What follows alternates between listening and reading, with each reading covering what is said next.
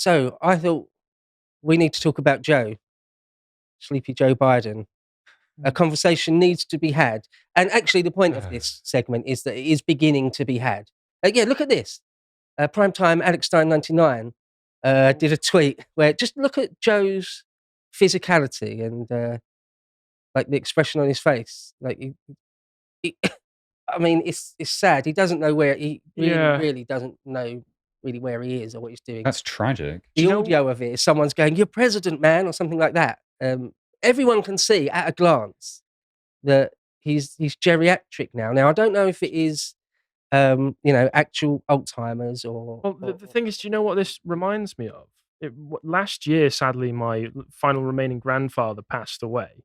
And towards the end, he was in hospital, clearly suffering from Alzheimer's. And you would go to visit him, and when he was in the bed, mostly it would be a glazed over look in his eyes. He wouldn't really know what's going on or where he's going. But for a moment, you get a hint of recognition, and he would have that exact look on his face with just that momentary recognition and the surprise that comes with it. And that's what I'm seeing there. Yeah. Yeah, it's really sad. It really is sad. That was the other sort of angle I wanted to do with this take, is that it's not funny. I'm not trying to ridicule the man. It's really not funny. Sometimes we've got a bit of a reputation for just like endless cackling and giggling on this podcast. Sometimes we're dealing with actually really serious things. I mean, that's elder abuse, isn't it? I mean, at this point, you're wheeling someone out to.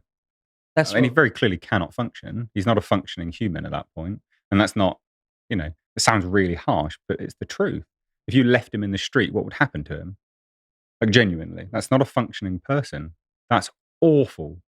And he wields, allegedly, the most power in the world. Got his finger on the button and launched 10,000 nukes in the blink of an eye, apparently. Can you scroll down, whoever's controlling the thing, to the... this? Yeah.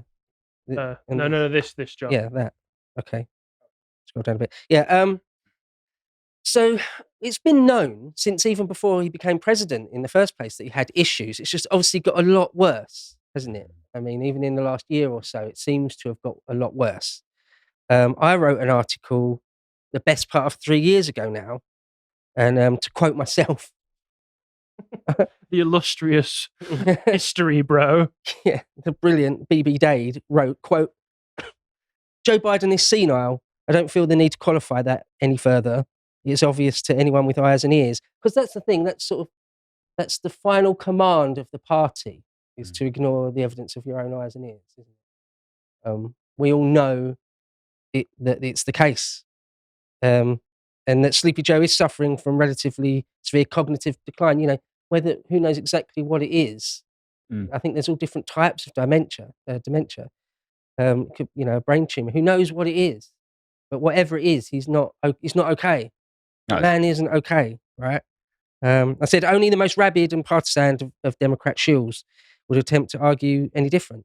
But even now, you are starting to see some people on the left in the corporate mainstream media in America start to say, "Oh, maybe Joe is getting a bit old." They obviously couch it in language not as strong as what I just said, just flatly calling him senile. Isn't he supposed to be standing as well? He is, yeah. I think yesterday... Get some younger candidates, for goodness sake. I think yesterday he won a primary. Or as the incumbent president, it's usually nearly always the case that it's more or less a given. Not exactly, but more or less a given. And yeah, there was 18 months ago, 2 years ago, discussion within the Democratic Party infrastructure. Should it be Joe? And they've obviously decided it will be. They are going for it. But I mean, you're delegitimizing your own party at that point. I'm laughing stock. I'm questioning what the logic behind that is, because he's easily controlled. I suppose so, but the question is he a surefire vote? Oh, well, that's another question. Is he a surefire vote winner? Barring another dose of fortification. Pesky fortification. The logic that I see in a lot of these even leftist outlets recently coming out and starting to question him, as I pointed out when we spoke about Jon Stewart the other day, pointing it out himself, is that it seems to be the Democrat apparatus turning around to the rest of the party and saying, everybody can see how bad this looks.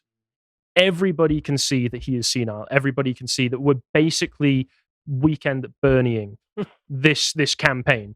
So it's not funny, but sometimes. So we need to get somebody who's younger, more dependable, who can actually deliver a speech without having mental blanks every 5 seconds. We need to get somebody who has some more charisma in there so that we can have a better campaign. But if they are just going to go ahead with him, it looks like they are. It's a strange tactic. It does look like that. Gavin Newsom was talked about, wasn't he? There's always the possibility of old Kamala. See, as much as he seems like an evil Android, Newsom probably would be a good bet for them if they wanted to get somebody who is a bit younger, because you could even run off of the basis of saying, look, see, finally we've got somebody in who's running who isn't an OAP. Yeah. Now, Gavin Newsom, obviously completely disagree with his politics and his worldview and the things he says, and what he's done to California is a terrible crime. But I'm sure he would win more votes nationwide than Sleepy Joe. He has got some charisma. Again, don't like the man, but you can not like someone and admit that they've got, some sort of presence about them. You can recognise character traits and still, dislike them. Yeah. But didn't they impeach Trump for some sort of health issues? There was some controversy over him, maybe, I think, bogusing some of his health stuff. It's like, really? The double standard. Really? The double come on. Yeah, they did. During his presidency, or maybe it was just before, I think it was during his presidency, there was talk of we need to make sure Trump does some cognitive testing to make sure he's not mad. I could have sworn and that was. And yet here we are. I said another thing in that same article towards the end. I said there isn't anything particularly funny about a president of the United States with the ability to launch nuclear weapons who doesn't have complete control of his faculties.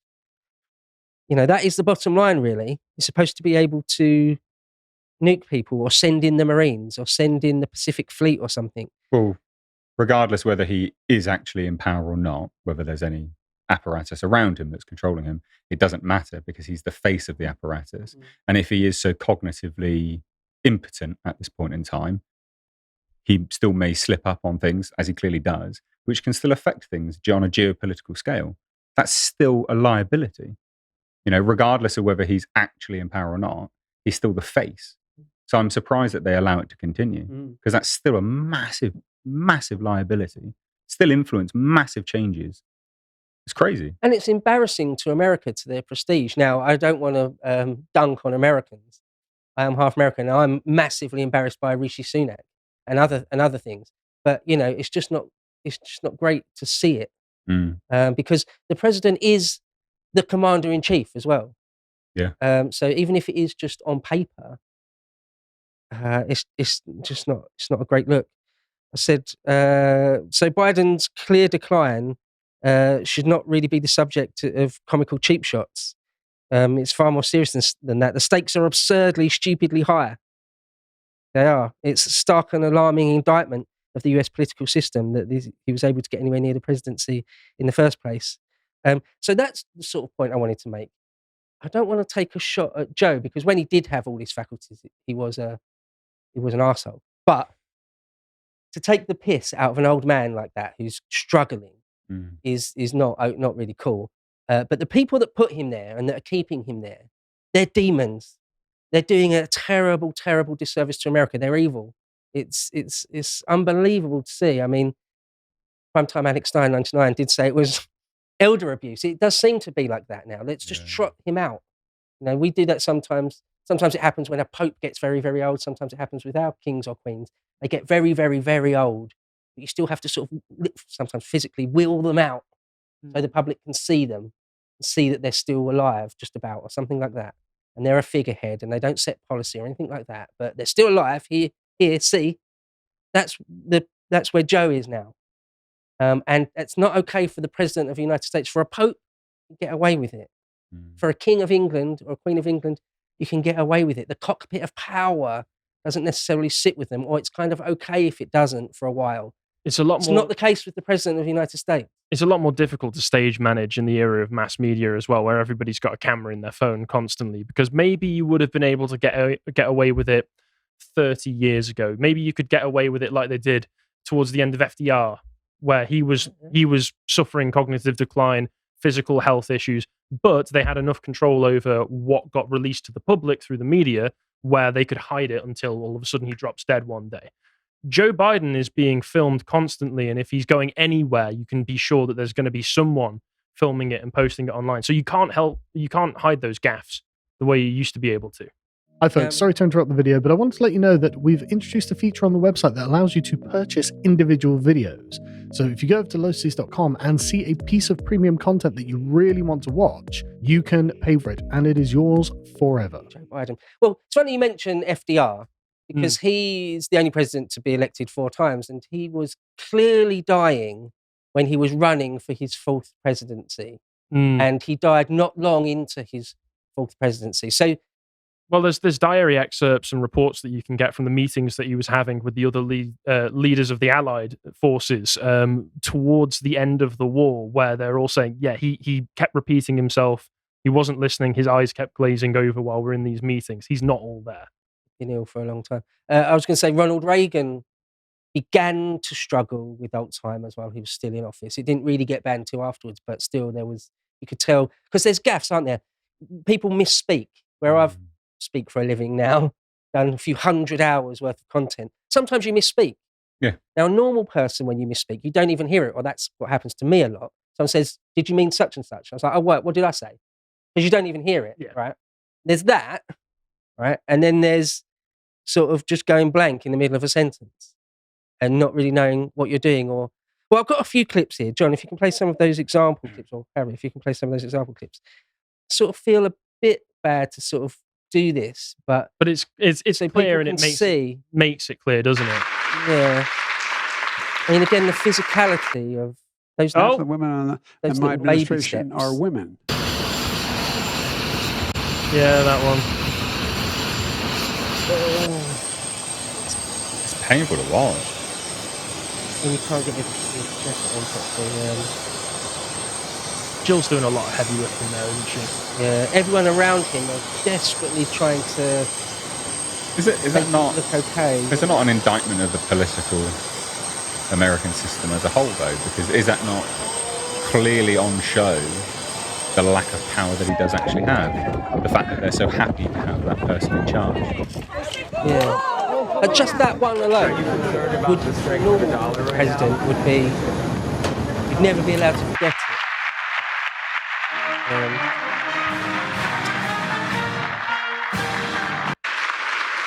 With the music as well. This all goes together quite nicely when you're talking about how they're trying to cover it up with that recent tweet that the Biden Twitter account put out with him with the meme red laser eyes saying, just like Biden. Yeah, Dark Brandon, I think it is, they call it. Where it's like, just like we drew it up, Jack. No, but you can't. This isn't a YouTube thumbnail contest, guys. You can't just put red laser eyes on Joe Biden and go, see, cognitive decline stopped, halted, reversed even. No, everybody can see it. You know, he's not shooting anybody with red laser eyes in any of these clips. He's falling over and stumbling. There's a few more clips. I think maybe we don't have to actually show them because let's go lick the world. We cheer for Muslim athletes like Kareem and Joan Shingang. I'm going to pronounce Shanga. I feel bad. Koawa. Ban on trans. Okay, to be fair, I can kind of respect mispronouncing foreigners' names, but I don't think that he's doing it on purpose. Well, that's the thing. Yeah, there's more. Do you want to? Can we just play the last one? Okay. There. Yeah. Just Americans, transgender Americans. This one? The last clip. Oh, the very last one. There. Oh, right. Because this one speaks volumes from that one. I think it's this one. Yeah, it's this one. I'm going to say something outrageous. I have never been particularly poor at calculating how to get things done in the United States Senate. So the best way to get something done, if it holds near and dear to you that you like to be able to, anyway. That's not acceptable. That's not acceptable because that isn't misspeaking or kind of forgetting what you're doing. You know, normal people, young people, you can forget what you're doing or talking about mid-sentence. It happens, right? Yeah. But that's not what that is. It's obviously not what it is. So, okay, I don't want to labour that point too much. Quite sad, because sometimes it seems like he has good days and bad days, but that felt at the beginning there like he was actually present again, like he was actually going somewhere with that sentence, but then trailed off somewhere. Yeah. Just say there was that clip where Donald Trump walked fairly gingerly down a slope once. Apparently a very wet slope in dress shoes with no grip. So in order to make sure he didn't fall over, because in American events that's something like a real political injury to ever be seen to fall over. So he sort of very gingerly walked down the slope, and I think about here, the tiniest of missteps, and people were saying, "Oh, he's too old, he's past it, he needs to have physical checks."